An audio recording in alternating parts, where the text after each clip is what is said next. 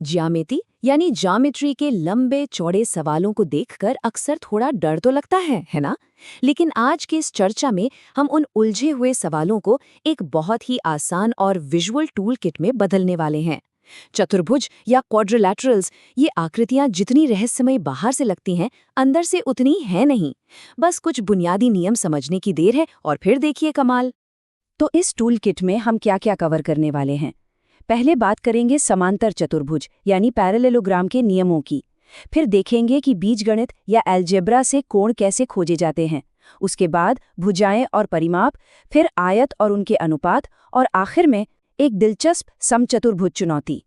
चलिए सबसे पहले हिस्से से शुरुआत करते हैं। समांतर चतुर्भुज के नियम, जो दरअसल हमारे कोणों का एकदम पक्का आधार है। अब जरा सोचिए, कैसे सिर्फ एक कोण, जी हाँ, सिर्फ एक सिंगल एंगल का पता होने से किसी भी चतुर्भुज के बाकी सभी कोणों का राज खुल सकता है। सुनने में किसी जादू जैसा लगता है ना? लेकिन सच में सिर्फ एक 110 डिग्री का माप पूरे आकार का रहस्य खोल सकता है। यह सब इन आकृतियों के अंदर छिपे शानदार पैटर्न का खेल है। और यहीं पर हमारे दो सबसे पक्के नियम काम आते हैं। पहला, सम्मुख कोण, यानी जो एंगल बिल्कुल आमने सामने होते हैं वो हमेशा एक दूसरे की एकदम सटीक कॉपी होते हैं, बिल्कुल बराबर। और दूसरा, आसन्न कोण, यानी आसपास के पड़ोसी एंगल। ये दोनों मिलकर हमेशा हर हाल में 180 डिग्री का एक सीधा फ्लैट कोण बनाते हैं। तो चलिए इसे लागू करके देखते हैं। मान लीजिए एक कोण 110 डिग्री है। अब क्योंकि पड़ोसियों को मिलकर उसको 180 बनना है, तो जाहिर है कि उसका पड़ोसी कोण ठीक 70 डिग्री का ही होगा। और जो आमने सामने वाले कोण हैं, वो तो बस इन्हीं दोनों की नकल करेंगे। एक 110 हो जाएगा और दूसरा 70।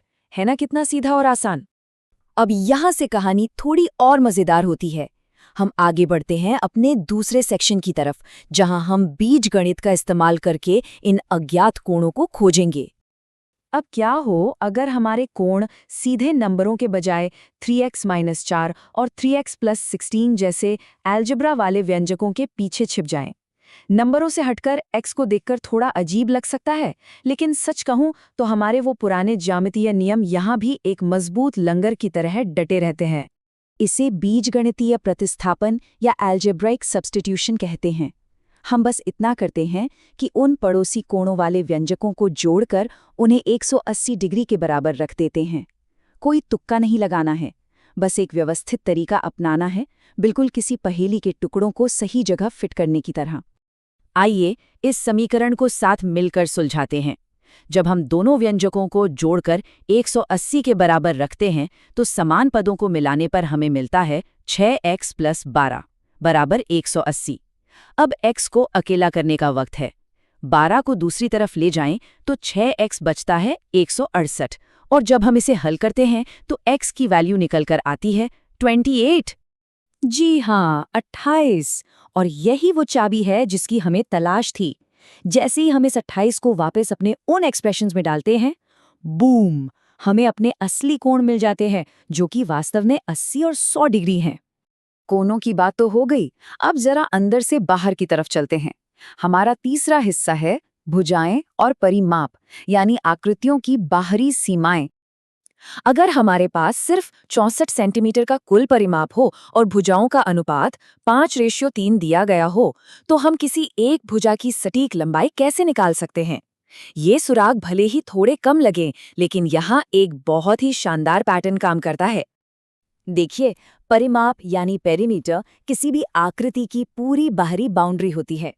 अब क्योंकि एक समांतर चतुर्भुज में आमने सामने की भुजाएं बिल्कुल बराबर होती हैं, तो वो जो 5 और 3 का अनुपात है, उसे अगर हम दोगुना कर दें, तो वो चारों भुजाओं को एकदम परफेक्ट तरीके से कवर कर लेता है।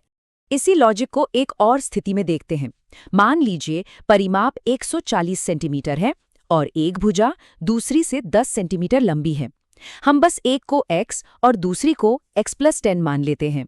समीकरण बनता है 4x+20 बराबर 140 के। यहाँ से x को अलग करने पर 4x बराबर होता है 120 के, और आखिर में x की वैल्यू आती है 30। और इसी के साथ हमारे सामने फाइनल आंसर आ जाता है। हमारी भुजाओं की असली लंबाई है ठीक 30 और 40 सेंटीमीटर। अज्ञात x से लेकर एक पक्की संख्या तक का ये सफर वाकई कमाल का होता है। अब आते हैं अपने चौथे पड़ाव पर, जहां हम आयत यानी रेक्टेंगल और उनके अनुपातों पर बात करेंगे। ये हमारे टूल किट का एक विशेष चतुर्भुज है। अब यहाँ एक सवाल उठना बहुत लाजमी है। क्या अनुपात और परिमाप के वो ही सारे नियम एक आयत पर भी लागू होते हैं? आखिर इसमें 90 डिग्री के एकदम सीधे कोने जो आ गए हैं, तो क्या परिमाप निकालने का तरीका बदल जाएगा? जवाब है बिल्कुल नहीं। इसके बुनियादी गुण एकदम वही रहते हैं। अगर परिमाप 90 सेंटीमीटर है और भुजाओं का अनुपात 5:4 है, तो हमारा वो पुराना भरोसेमंद फॉर्मूला 2 गुना लंबाई प्लस चौड़ाई यहाँ भी एकदम सटीक बैठता है। चलिए इसे सॉल्व करते हैं। हम 5x और 4x वाले अनुपात को जोड़ते हैं तो बनता है 9x। इसे 2 से गुणा करने पर आता है 18x, और ये 18x बराबर है हमारे 90 सेंटीमीटर वाले परिमाप के। कितना सीधा साधा समीकरण है। इसे हल करने पर x की वैल्यू निकलती है 5। और बस जैसे ही हम इस x यानी 5 को अपने अनुपात से गुणा करते हैं, हमें हमारी लंबाई मिल जाती है, जो है पूरे 25 सेंटीमीटर, और साथ ही 20 सेंटीमीटर की चौड़ाई भी अपने आप सामने आ जाती है। और अब इस चर्चा के सबसे दिलचस्प हिस्से की बारी है, हमारी समचतुर्भुज चुनौती। समचतुर्भुज यानी रोम्बस, जो कि एक बहुत ही अनोखा समांतर चतुर्भुज है। इसकी सबसे खास और थोड़ी हैरान करने वाली बात क्या है पता है? इसके विकर्ण या डायगोनल्स, वे एक दूसरे को बिल्कुल 90 डिग्री पे काटते हैं। मान लीजिए हमारे पास 16 और 12 सेंटीमीटर के डायगोनल्स हैं। जब ये एक दूसरे को काटते हैं तो अंदर 8 और 6 सेंटीमीटर की भुजाओं वाले 4 एकदम परफेक्ट राइट एंगल ट्रायंगल्स यानी समकोण त्रिभुज बन जाते हैं। तो अगर हम इस पूरी चर्चा को एक साथ समेटें तो बात एकदम साफ है। ये जो आसन्न कोणों का 180 डिग्री होना, आमने सामने के कोणों का बराबर होना, अलजेब्रा से अनजाने अनुपातों को सुलझाना और समचतुर्भुज के अंदर समकोण बनना है, ये सब मिलकर वो इकलौती टूलकिट बनाते हैं जिसकी कभी भी किसी चतुर्भुज का रहस्य सुलझाने के लिए जरूरत पड़ेगी। और अब चलते चलते एक आखिरी सवाल आपके सोचने के लिए छोड़ जाते हैं।